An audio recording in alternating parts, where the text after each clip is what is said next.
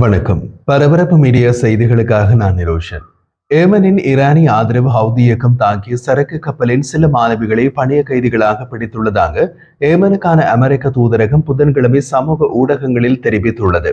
இந்த நடவடிக்கை உலகளாவிய கப்பல் போக்குவரத்தை ஏற்கனவே சீர்குலைத்துள்ள ஒரு மோதலின் மிக மோசமான விரிவாக்கம். கப்பலில் இருந்த மாலுமிகளை உடனடியாகவும் நிபந்தனையின்றியும் பாதுகாப்பாக விடுவிக்குமாறு நாங்கள் கேட்டுக்கொள்கிறோம் என்று அமெரிக்க தூதரகத்தின் அறிக்கையில் கூறப்பட்டுள்ளது. செங்கடல் வழியாக பயணித்து லைபீரிய கொடியுடன் கூடிய எடர்னிட்டி சி கப்பலின் மீது ஹவுதிகள் நடத்திய தாக்குதலில் அதன் மாலுமிகளில் குறைந்தது 2 பேர் கொல்லப்பட்டதாக ஐக்கிய நாடுகள் சபையின் கூட்டத்தில் பேசிய லைபீரிய அதிகாரிகள் தெரிவித்தனர். தற்போது வெளியாகியுள்ள தகவல் ஹவுதி தாக்குதல்களில் குறைந்தது 4 மாலுமிகள் கொல்லப்பட்டனர் என்பதாக உள்ளது. ஹவுதி ராணுவ செய்தி தொடர்பாளர் யாகியா சாரியா நேற்று புதன்கிழமை வெளியிட்ட ஒரு காணொலி அறிக்கையில் இஸ்ரேலிய துறைமுகத்தை நோக்கி சென்றதால் கப்பல் பாலிஸ்டிக் ஏவுகணைகளால் தாக்கியதாக தெரிவித்தார். கப்பல் நகர்வுகளை காட்டும் இணையதளங்கள் அந்த கப்பல் கிழக்கு ஆப்பிரிக்காவில் சோமாலியாவில் உள்ள பர்பரா துறைமுகத்திற்கு செல்வதாக காட்டுகின்றன. தாக்குதலுக்கு பின்னர் ஹவுதிகள் கப்பலின் பல பணியாளர்களை மீட்டு அவர்களுக்கு மருத்துவ உதவி அளித்து பாதுகாப்பான இடத்திற்கு கொண்டு சென்றதாக அல்சரியா கூறினார். ஹவுதிகள் எத்தனை மாலுமிகளை கொண்டு சென்றார்கள், எங்கு அழைத்துச் செல்லப்பட்டார்கள் அல்லது எப்போது விடுவிக்கப்படுவார்கள் என்பதை அவர் குறிப்பிடவில்லை.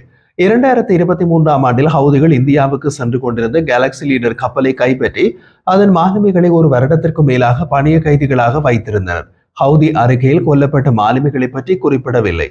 ஏமனில் ஹவுதிகளால் நடத்தப்பட்ட தாக்குதலுக்கு பிறகு செங்கடலில் லைபீரிய கொடியுடன் கூடிய சரக்கு கப்பலிலிருந்து 6 பணியாளர்கள் மீட்கப்பட்டதாக ஐரோப்பிய ஒன்றிய கடற்படை தெரிவித்துள்ளது. அத்துடன் கப்பலில் இருந்து 15 பேர் காணாமல் போயுள்ளதாக கடல்சார் அதிகாரிகளை மேற்கோள் காட்டி ராய்ட்டர்ஸ் செய்தி நிறுவனம் செய்தி வெளியிட்டுள்ளது. ஹவுதிகளின் இந்த கொலை மற்றும் பணிய கைதிகளை பிடிக்கும் நடவடிக்கை இந்த விவகாரம் பெரிய அளவில் மாறப்போவதையே காட்டுகிறது. காரணம், இதில் ஹவுதிகளால் கொல்லப்பட்டவர்கள் மற்றும் பணிய கைதிகளாக பிடித்துச் செல்லப்பட்டவர்கள் சிவிலியன் மாலுமிகள். ஹவுதிகளின் மூத்த அரசியல் அதிகாரியான மொஹாமட் அல் புகைதி தாக்குதல் குறித்து கருத்து தெரிவிக்க மறுத்துவிட்டார். ஆனால் தமது குழு மாலுமிகளின் பாதுகாப்பில் அக்கறை வைத்திருக்கிறது என்று கூறினார். ஹவுதிகளின் அக்கறை சற்று அதிகமாக போய் கப்பல் மாலுமிகளை கொல்லும் அளவுக்கு போயிருக்கிறது. 2023ஆம் ஆண்டு ஹமாஸ் மற்றும் இஸ்ரேல் இடையிலான போர் வெடித்த பின்னர் செங்கடலில் கப்பல்களை தாக்க ஹவுதிகள் தொடங்கினார்கள். காசா மீதான குண்டுவீச்சை நிறுத்தவும் அங்கு பேரழிவு தரும் பஞ்சத்தை எதிர்கொள்ளும் 2 மில்லியன் பாலஸ்தீனியர்களுக்கு மனிதாபிமான உதவிகளை தந்திரமாக வழங்கவும் இஸ்ரேலுக்கு அழுத்தம் கொடுக்கும் முயற்சியாக ஹவுதிகள் தங்கள் தாக்குதல் இருப்பதாக கூறுகின்றனர். சூயஸ் கால்வாயை அடைய கப்பல்கள் கடந்து செல்ல வேண்டிய செங்கடலில் ஒரு முக்கியமான நீர்வழி பாதை ஹவுதி பிரதேசத்தை நெருங்கிச் செல்வதால் தாக்குதல்கள் உலகளாவிய வர்த்தகத்தை சீர்குலைத்துள்ளன. இதனால் கொள்கலன் கப்பல்கள் ஆப்பிரிக்காவின் தெற்கு முனையை சுற்றி நீண்ட பாதையில் செல்ல வேண்டிய கட்டாயம் ஏற்பட்டுள்ளது.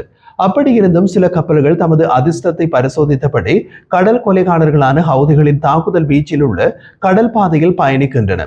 ஐரோப்பிய ஒன்றிய ராணுவ நடவடிக்கையான ஜுனாஃபோர் ஆஸ்பைட்ஸ் எடர்னிட்டி சியின் 6 கைவிடப்பட்ட பணியாளர்களை மீட்டதாக கூறியது.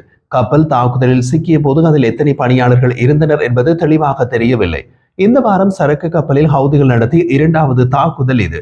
மே மாதத்தில் ஹவுதிகளுடன் ஒரு போர் நிறுத்தத்தை அறிவித்து செங்கடலில் சுதந்திரமான வழித்தடத்தை மீட்டெடுத்ததாக அமெரிக்க ஜனாதிபதி ட்ரம்ப் கூறியிருந்த போதிலும் இந்த தாக்குதல்கள் ஒரு முக்கியமான வர்த்தக பாதை இனி பாதுகாப்பானது அல்ல என்பதை இப்போது உறுதிப்படுத்தியுள்ளது. ஈரானிய எஜமானின் உத்தரவுக்கு கீழ்ப்படிந்து தாக்குதல் நடத்தும் ஹவுதிகள் மீது எந்த நிமிடத்திலும் அமெரிக்க தாக்குதல்கள் நடக்கலாம் என்பதே இன்றைய சூழ்நிலை. ஏமனில் ஹவுதி இயக்கம் கிரீஸுக்கு சொந்தமான சரக்கு கப்பலான மஜிக் சீஸை செங்கடலில் தாக்கி மூழ்கடித்தது பற்றி நேற்று பரபரப்பு மீடியா யூடியூப் சேனலில் காணொலி ஒன்றை வெளியிட்டிருந்தோம். அந்த தாக்குதல் நடந்த தருணத்தை படம் பிடித்த காட்சிகளை கொண்ட காணொலி ஒன்று வெளியாகியுள்ளது. இது பிராந்தியத்தில் வர்த்தக கப்பல் போக்குவரத்திற்கு அதிகரித்து வரும் அச்சுறுத்தலை மிக தெளிவாக எடுத்து காட்டுகின்றது. காட்சிகளும் முகமூடி அணிந்த ஆயுதமேந்திய 4 ஹவுதிகள் தளத்திலிருந்து எதிர்க்காமல் ஓடுவதை காட்டுகின்றது. பின்னர் அவர்கள் தளத்தின் மேல் ஆயுதங்களுடன் போஸ் கொடுக்கின்றார்கள். இது ஒரு அரங்கேற்றப்பட்ட காட்சியாக தெரிகிறது. ஆளற்ற விமான துப்பாக்கி சூடுகள் விரிவான மேலோட்ட சேதத்தை வெளிப்படுத்துகின்றன. இதில் பல கருப்பு வெடிப்பு அடையாளங்கள் மற்றும் நீர்வழிக்கு கீழே மேலோட்டத்தை உடைக்கும் குறைந்தது 7 நீருக்கடியில் வெடிப்புகள் அடங்கும். அந்த கப்பல் இறுதியில் அமைதியான கடலில் மூழ்கி தாக்குதலின் முடிவை குறிக்கின்றது. இந்த காட்சிகள் வர்த்தக கப்பல்களுக்கு எப்போதும் இருந்திராத மிகப்பெரிய அச்சுறுத்தலை காட்டுகின்றன. மஜிக் சீஸ் தாக்குதல் ஈரானிய ஆதரவு ஹவுதிகளில் செங்கடலில் சர்வதேச கப்பல் போக்குவரத்துக்கு ஏற்படுத்தும் அச்சுறுத்தலை அடிக்கோடிட்டு காட்டுகிறது. இது உலகளாவிய வர்த்தகத்தின் முக்கியமான அச்சுறுத்தல். இந்த கடல் பகுதி ஒரு போர்க்களமாக மாறியுள்ளது. ஹவுதிகளின் நடவடிக்கைகள் அமெரிக்கா மற்றும் இஸ்ரேலிய பதிலடி தாக்குதல்களை தூண்டியுள்ளன. மோதலை விரிவுபடுத்துகின்றன மற்றும் பிராந்தியம் முழுவதும் கடல்சார் பாதுகாப்பை சீர்குலைத்துள்ளன. பன்னாட்டு ரோந்துகள் இருந்த போதிலும் செங்கடல் ஒரு மோதல் புள்ளியாகவே உள்ளது. அங்கு பிராந்திய குறைகளை பொது உலகளாவிய வர்த்தகத்தை அச்சுறுத்துகின்றன.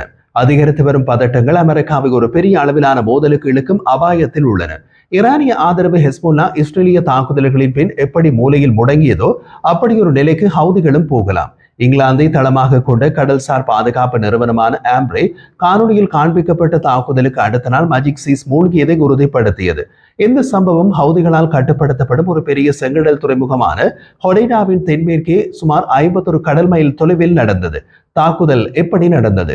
கிரீஸ் அதிகாரிகளின் கூற்றுப்படி இந்த தாக்குதலில் ஆயுதமேந்திய பல கப்பல் எதிர்ப்பு ஏவுகணைகளை ஏற்றிச் சென்ற 8 வேக படகுகள் ஈடுபட்டன. கப்பலில் தனியார் பாதுகாப்பு குழு 2 ஆளற்ற படகுகளை அளித்தது. ஆனால் மற்ற 2 கப்பலின் மேலோட்டத்தில் வெடித்தன. 3 ஏவுகணைகள் ஏவப்பட்டன. கப்பலில் இருந்த 22 மாலுமிகளில் 17 பிலிப்பீன்ஸ், ஒரு ரொமானியர், ஒரு வியட்நாமியர் ஆகியோர் இருந்தனர். கப்பலில் ஆயுதமேந்திய 3 பாதுகாப்பு அதிகாரிகளும் இலங்கை பிரஜைகள். இவர்கள் முன்பு இலங்கை கடற்படையில் பணிபுரிந்து ஓய்வு பெற்றவர்கள். இவர்கள் அனைவரும் ஹவுதிகளின் எதிரிகளான ஏமன் கடலோர காவல் படையினரால் மீட்கப்பட்டனர். அதனால் அவர்கள் தத்தமது நாடுகளுக்கு சிக்கல் இல்லாமல் திரும்ப முடியும். ஹவுதி தாக்குதல்கள் தீவிரமடைந்து வருவதால் பெரிய அளவிலான சர்வதேச பதிலடிக்கான அழுத்தம் அதிகரித்து வருகிறது. அமெரிக்க கடற்படை ரோந்து பணிகளை தீவிரப்படுத்தியுள்ளது மற்றும் ஹவுதி ஏவுகணை மற்றும் ஆளற்ற விமான தளங்களில் துல்லியமான தாக்குதல்களை நடத்தியது. இது உலகளாவிய கப்பல் போக்குவரத்தை பாதுகாக்க மீண்டும் ஒரு முறை பலத்தை பயன்படுத்துவதற்கான வளர்ந்து வரும் விருப்பத்தை குறைக்கின்றது. கிரீஸ், ஐரோப்பிய ஒன்றியம் மற்றும் அமெரிக்கா இப்போது தீவிரமாக ஈடுபட்டுள்ளதால் செங்கடல் பெருகிய முறையில் இராணுவ மயமாக்கப்பட்ட மண்டலமாக மாறக்கூடும்.